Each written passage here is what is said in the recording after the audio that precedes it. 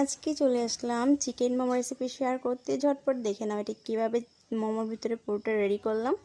তো এর জন্য প্রথমে একটি পেঁয়াজ কুচি, 4 কোয়া রসুন গ্রেট করে দিয়ে এর মধ্যে দিয়ে দেবো হচ্ছে সামান্য একটু পরিমাণে আদা দিয়ে খুব ভালো করে নাড়িয়ে চাড়িয়ে এগুলোকে আমরা ব্রাউন কালার করে ভেজে নেব। এই পর্যায়ে দিয়ে দিব আগে থেকে কিমা করে রাখা চিকেন। তো আমরা চিকেনটাকে খুব বেশি কিমা করিনি, মোটামুটি করেছি।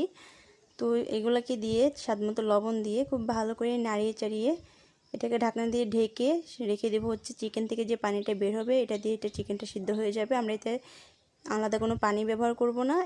এবার দিয়ে দেবো হচ্ছে হাফ টিস্পুন গোলমরিচের গুঁড়ো দিয়ে খুব ভালো করে নাড়িয়ে চাড়িয়ে মিশিয়ে নিতে হবে। মেশানো হয়ে গেলে আমাদেরকে এই পর্যায়ে ব্যবহার করতে হবে অল্প একটু সয়া সস।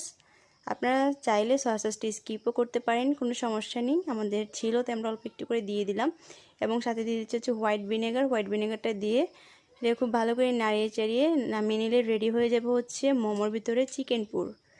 আর আমি আগে থেকে ময়দা দিয়ে একটা ডো রেডি করে রেখেছিলাম। আপনারা চাইলে আটা দিয়েও করতে পারেন, কোনো সমস্যা নেই। ছোট ছোট গোলাকার রুটি বেলে নিয়েছি। এবার দেখুন এই পর্যায়ে কীভাবে মোমোর শেপটা দিয়ে নিচ্ছি। আমি এখানে বিভিন্ন শেপ দিয়েছি, আপনাদের যেভাবে পছন্দ আপনারা সেভাবে মোমোর শেপটা দিতে পারেন, কোনো সমস্যা নেই। তো দেখুন আমি কিভাবে দিলাম আর দেখতে কতটা কিউট হয়েছে।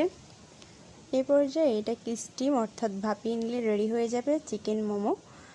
তো এটা খেতে কিন্তু অসম্ভব মজাদার, টমেটো সস দিয়ে খেতে আরও বেশি দারুণ লাগে। তো তোমরা কেমন হলো ছোট্ট একটা কমেন্টে জানিয়ে দিও।